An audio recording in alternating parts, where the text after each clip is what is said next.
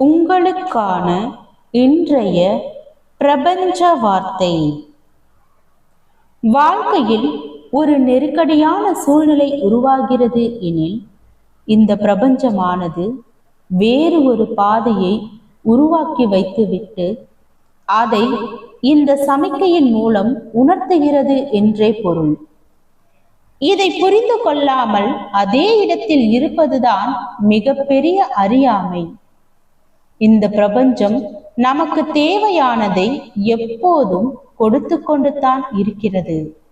ஆனால் அது நாம் புரிந்து கொள்ளாமல் ஒரே இடத்தில் மாட்டிக்கொண்டிருக்கிறோம். ஒரு பாதை அடைக்கப்பட்டால் மற்றொரு மாபெரும் உயரத்திற்கு போகக்கூடிய ஒரு பாதையை இப்பிரபஞ்சம் உங்களுக்கு உருவாக்கியுள்ளது. அதை உணர்ந்து செயல்படுங்கள். வாழ்க வளமுடன்.